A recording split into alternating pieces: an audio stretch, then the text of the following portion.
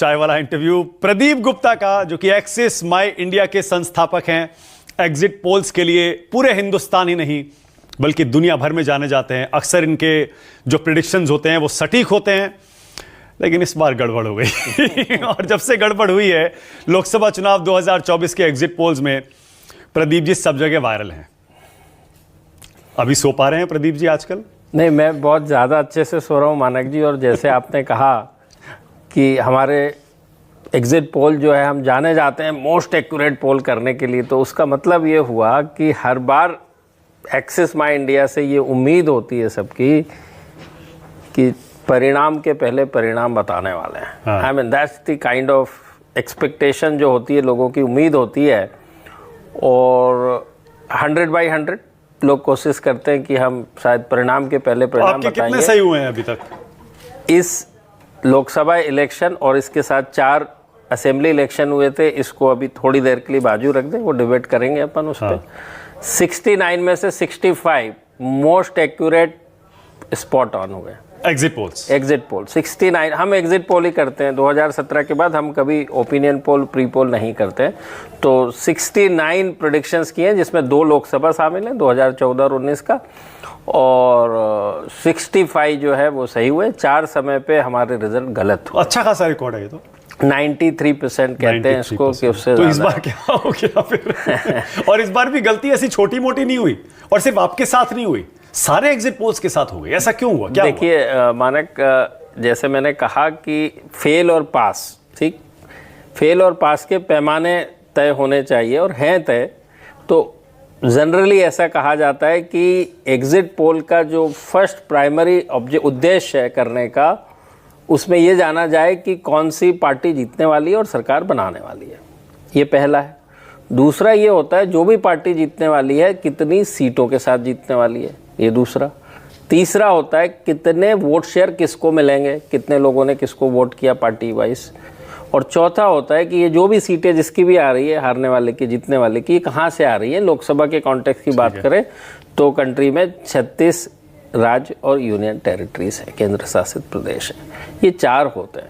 अब 1 बाय 1 में डिकोड करता हूँ। पहला था कि भाई किसकी सरकार बनेगी, तो चूंकि एनडीए फॉर्म है तो हमने कहा एनडीए की सरकार बनेगी और एनडीए जीत रही है चुनाव को, ठीक। उसका सीधा सा पैमाना है, सबको पता है कि 272 मेजॉरिटी मार्क है, उसके ऊपर जो भी सीटें आती हैं तो वो सरकार बनाता है, उसमें कहीं कोई दिक्कत नहीं है प्राइमरी ऑब्जेक्टिव में। अब दूसरी पे दूसरा हमने कहा सीटें जो है एनडीए को 361 से 401 के दरमियान बीच में मिलेंगी, जिसमें हम बुरी तरह से फेल हुए, कोई उसमें डाउट ही नहीं है, सामने सबके है। हम सीटों का आकलन हूबहू जिसके लिए हम जाने जाते हैं कर पाने में असफल रहे। 2, 3 वोट शेयर जो था कि किसको कितना वोट मिलेगा, हमने कहा एनडीए को 47 मिलने का अनुमान है तो 44 मिला। इंडिया गठबंधन को हमने कहा 39 मिलने का अनुमान है, उनको 41 मिला। इसका मतलब हुआ, और भी बात कर लें, बीजेपी खुद पार्टी को हमने कहा 40% मिलेगा, उनको 37% मिला। हमने कहा कांग्रेस को अपने दम पे 21% मिलेगा, उनको 21.2% मिला। तो जो एक 3% का मार्जिन होता है, एरर मार्जिन होता है, उसके अंदर ही थे। तो कहने का मतलब इसको कम से कम गलत नहीं कहा जा सकता, स्पॉट ऑन वोट परसेंट में, वोट परसेंट, ठीक है। चौथी चीज़ें सीटें कहाँ से आ रही, तो देश में 36 राज्य और केंद्र शासित प्रदेश हैं, उसमें हम 3 बहुत बड़े राज्य, सबसे बड़े राज्य उत्तर प्रदेश, महाराष्ट्र और बंगाल, इन 3 में हमारा अनुमान बिल्कुल उलट फेर रहा, उसमें कहीं कोई सफल नहीं हुए, इन तीनों में बिल्कुल गलत हुआ, ठीक।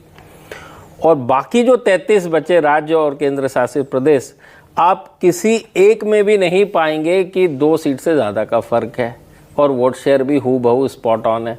और इस 33 में से कम 16 तो ऐसे हैं कि जो कहा था बिल्कुल हूबहू है, जिसके लिए हम जाने जाते हैं। तो ये हमारा पूरा का पूरा रिपोर्ट कार्ड है। रह गई बात की जो गलती हुई है, उससे हम हमेशा सीखते हैं।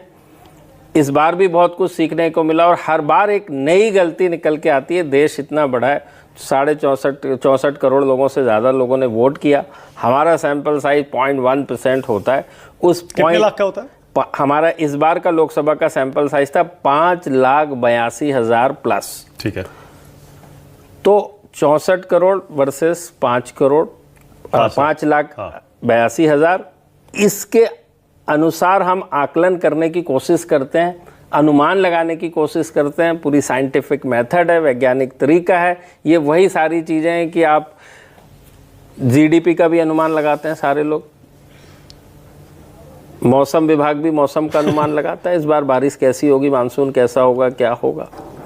स्पोर्ट्स में भी आपने देखा होगा जब मैच चल रहा होता है तो प्रेडिक्टर होता है कि किसके कितने जीतने की संभावना है, और संभावनाओं का अपना एक साइंस होता है, एक प्रिडिक्टिव एनालिसिस मेथोडोलॉजी होती है जिसके तहत सारे के सारे हम लोग करते हैं। ठीक है। और यदि हम 90% के ज़्यादा, अच्छा मैंने 4 असेंबली इलेक्शन की बात बताना भूल गया, जो लोकसभा के 7 इलेक्शन हुए, अरुणाचल प्रदेश, सिक्किम और 2 बड़े राज्य उड़ीसा और आंध्र प्रदेश, चारों के चारों में एक्सिस माई इंडिया का प्रेडिक्शन अनुमान जो है स्पॉट ऑन है, जो कि मुश्किल वाले राज्य थे, इसमें कोई हिंदी भाषी राज्य नहीं है।